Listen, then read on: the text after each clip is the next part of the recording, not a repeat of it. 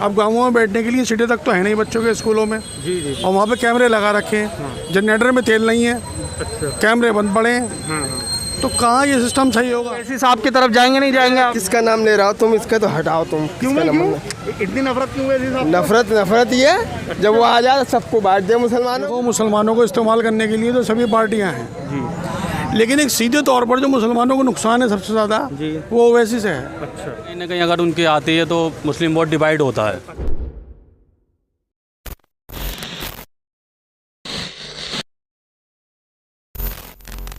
आदाब, फैजान फारूकी नाम है मेरा। द पब्लिक व्यू देख रहे हैं आप। इस वक्त आमों का सीज़न और इलेक्शन का सीज़न जारी है। आमों के सीज़न में लोग आम खरीद रहे हैं लगातार, और आने वाले वक्त में इलेक्शन भी आने वाले हैं। उत्तर प्रदेश विधानसभा चुनाव आने वाले हैं। हम लोगों से बात करेंगे कि वो किसको मुख्यमंत्री के तौर पर देखना चाहेंगे और किसको देखना चाहेंगे अपने शहर का विधायक। वो उनकी क्या शर्तें हैं कि मुख्यमंत्री उनके लिए क्या काम कराए और उनका विधायक उनके लिए काम करे। जी सर, क्या नाम आपका? मेरा नाम मोहम्मद समीर है। अच्छा समीर साहब, आप किसको उत्तर प्रदेश का मुख्यमंत्री देखना चाहते हैं और क्यों? मैं चाहता हूँ कि यूपी के मुख्यमंत्री अखिलेश यादव जी बने। अच्छा, क्योंकि अखिलेश उसके लिए बहुत सारे रीज़न है सर। हमारे अखिलेश यादव जी ने काफ़ी विकास कराया है संभल में। अच्छा। मतलब आप देखें तो संभल में क्या पूरे उत्तर प्रदेश में ही देखा जाए तो क्या विकास किया है मतलब उन्होंने?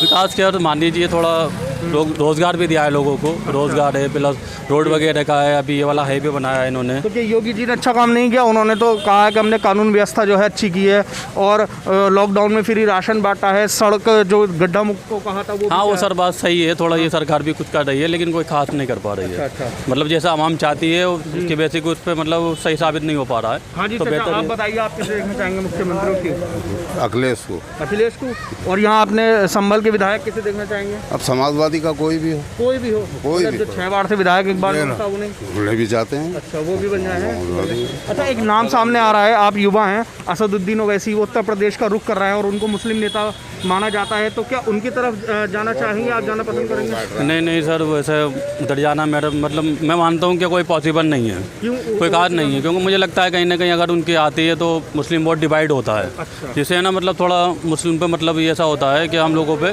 थोड़ा वोट डिवाइड हो जाता है, तो उससे ना थोड़ा परेशानी आती है। अच्छा। जिसका बेनिफिट बीजेपी को मिलता है। अच्छा जी, चाचा आप बताइए, आप किसके तरफ जाएंगे चुनाव में? समाजवादी। क्या वजह है समाजवादी अखिलेश यादव की तरफ? अखिलेश काम का आदमी है वो, और कोई मुख्यमंत्री नहीं है। अच्छा, योगी जी ने काम सही नहीं कराया क्या?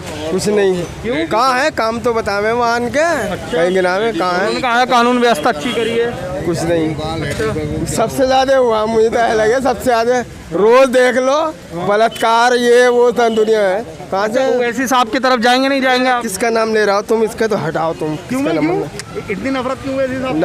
नफरत ये जब वो आ जाए सबको बांट दे मुसलमानों को। सर आपका नाम क्या है बताइए? बेहजाद अख्तर। अच्छा, थोड़ा साइड आ जाइए। क्या करते हैं आप? मैं टीचर हूँ, पढ़ाता हूँ सर। अच्छा, आप टीचर हैं तो इस चीज़ को जानते होंगे जो आपका शहर है, या फिर इस लेवल पे चलते हैं कि योगी आदित्यनाथ का ये कहना है कि अखिलेश सरकार में जो है एजुकेशन सिस्टम थोड़ा हल्का हो जाता है। हमने सख्ती की, हालांकि 2 साल कोरोना में निकल गए, हमने सख्ती की है पूरी तरह से और एजुकेशन सिस्टम को एक अच्छा रूप लेकर गए। आप टीचर के तौर पर क्या जानते हैं इस बारे में, क्या कहना चाहते हैं इस बारे में? एजुकेशन सिस्टम तो उस दौर में भी कोई ज़्यादा बढ़िया नहीं था और योगी जी ने भी कोई बढ़िया एजुकेशन सिस्टम नहीं बनाया। अच्छा। उसकी वजह यह है जिस तरह से इन्होंने पाबंदियाँ लगाई हैं और सब जगह कैमरे लगाए और बेपनाह ज़रूरत से ज़्यादा पाबंदियाँ लगाई हैं नकल रोकने पे। लेकिन उस लेवल पे इनको एक सरकारी इंफ्रास्ट्रक्चर भी तो खड़ा करना होगा। अब गाँवों में बैठने के लिए सीटें तक तो है नहीं बच्चों के स्कूलों में। जी। और वहाँ पे कैमरे लगा रखे हैं, जनरेटर में तेल नहीं है, अच्छा। कैमरे बंद पड़े हैं, तो कहाँ ये सिस्टम सही होगा? या तो इस लेवल पे पढ़ाई हो स्कूलों में कि सब सरकारी लेक्चरर हैं, आयोग से आए हुए टीचर हैं जी, उन बढ़िया पढ़ाइयाँ होती हैं। तो जब इस तरह के हालात सरकार देगी तो उसी लेवल पर बच्चे तैयार होंगे। अब सख्ती तो है बेपना जी, पढ़ाई के नाम पे ज़ीरो, तो वो सख्ती क्या करेगी? तुम कैमरे लगवाओ या कुछ करो, उसके फिर अलावा फिर बाद में ज़बरदस्ती पास कराया जाता है उनको।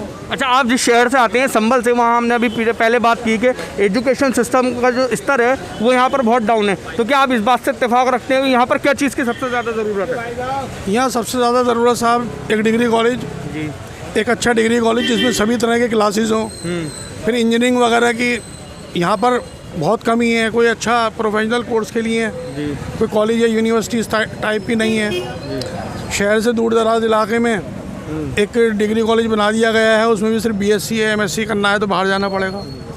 अच्छा, सबसे ज़्यादा हिंदुस्तान में पढ़े लिखे नेताओं में जो एक नाम गिना जाता है असदुद्दीन ओवैसी, वो बैरिस्टर हैं। तो क्या उनके आने से उत्तर प्रदेश में जो 100 सीटों पर लड़ा, अगर 100 सीटों में जो 50% सीटें निकालते हैं, तो क्या एजुकेशन स्तर में कुछ सुधार आ सकता है उनका आने से? उनके आने से सिवाय पूरी पॉलिटिकल हालात यहाँ के ख़राब होने हैं। अच्छा, ना वो समाजवादी पार्टी के लायक बचेंगे, ना मुस्लिमों के लायक बचेंगे, कुछ नहीं बचेंगे।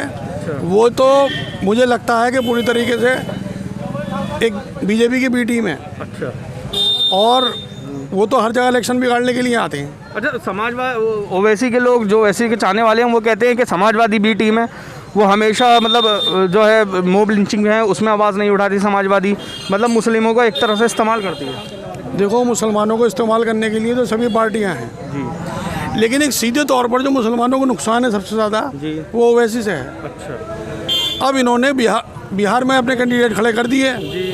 कम से कम 15 सीटें ऐसी हैं जिसमें मुसलमान, मतलब इन्होंने मुस्लिम कैंडिडेट खड़े करे, वहाँ कांटे की टक्कर हुई है और सारी सीटें जो आरजेडी हारी है वहाँ। तो इनका क्या फंडा है कुछ समझ में नहीं आया। ये बंगाल पहुँचे, वहाँ भी यही करने के चक्कर में थे, लेकिन वहाँ का जो वोटर है पढ़ा लिखा वो हटा नहीं। लगता है इस बार उत्तर प्रदेश का वोटर बदल सकता है?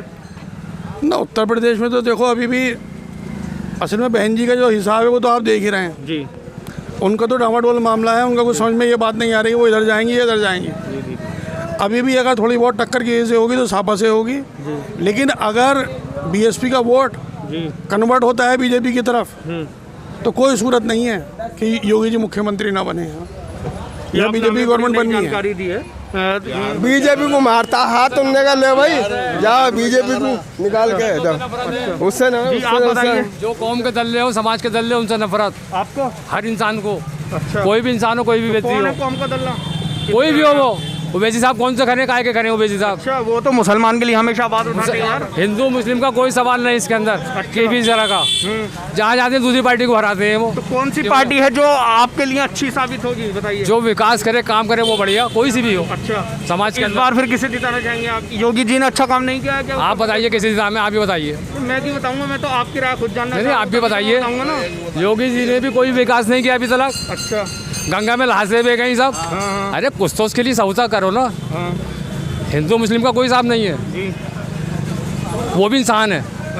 यहाँ पर हमें देखिए प्रोफेसर साहब से एक अच्छी जानकारी मिली। और यहाँ पर लोगों का रुझान क्या रहेगा? मायावती की पार्टी यहाँ पर बहुत बड़ा रोल अदा करेगी कि आने वाले वक्त में मायावती की पार्टी MIM से गठबंधन करके वोटों का किस तरह से समीकरण होता है और किस तरह से वोटों का बंटवारा होता है। इसका फ़ायदा बीजेपी को होगा या समाजवादी को होगा, ये आने वाले वक्त में पता चल जाएगा। हम आपको इसी तरह से खबरें देते रहेंगे। द पब्लिक व्यू देखते रहिए। हमारी वीडियो आपको कैसी लगी कमेंट सेक्शन में कमेंट करके ज़रूर बताइए। द पब्लिक व्यू देखते रहिए। जय हिंद, जय भारत।